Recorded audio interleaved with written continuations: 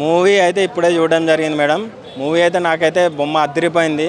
మూవీలో నాకు నచ్చిన ప్లస్ పాయింట్స్ ఇద్దరి యాక్టర్ల introduction scenes and action sequences, dance and interval scene. And recent మూవీలో నాకు నచ్చిన పార్ట్ ఏదైనా ఉండేది అంటే అది క్లైమాక్సే. నాకు రీసెంట్ మూవీస్లో ప్రతి క్లైమాక్స్ డిసప్పాయింట్ చేసుకుంటూ వచ్చింది.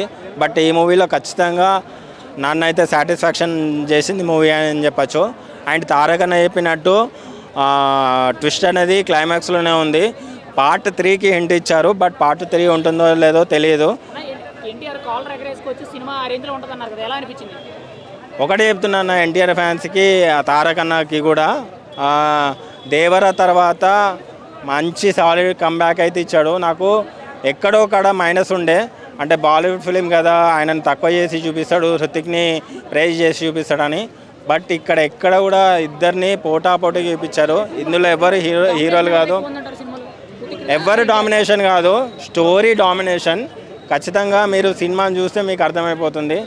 ఎవరిని డామినేట్ చేయలేదు, ఇద్దరు పోటాపోటీగా చెప్పారు. నిజంగా చెప్తున్నా కదా, దేవరాకి ఒక్క కాలర్ ఎగరేస్తే ఈ సినిమాకి 2 కాలర్లు ఎగరేయచ్చు, అంత ఇంపాక్ట్ ఉంది సినిమాకి.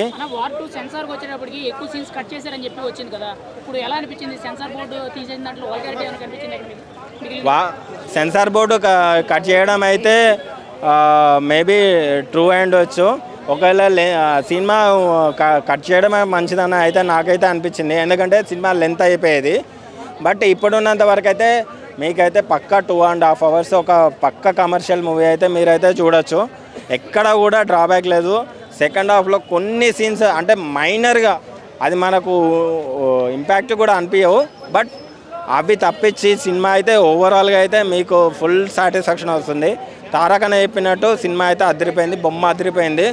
అండ్ వాళ్ళ ఫ్యాన్స్కి అయితే ఫుల్ మీల్స్. ఈ వీకెండ్కి మాత్రం ఫుల్ మీల్స్ అని చెప్పచ్చు. నాగవంశీగా అన్న కింగ్డమ్ అయితే నన్ను చాలా డిసప్పాయింట్ చేసింది. ఆ సినిమాకి కూడా ఇంత హైప్ ఇచ్చాడు కింగ్డమ్కి, కానీ కింగ్డమ్ నన్ను ఏమాత్రం సాటిస్ఫాక్షన్ చేయలేదు.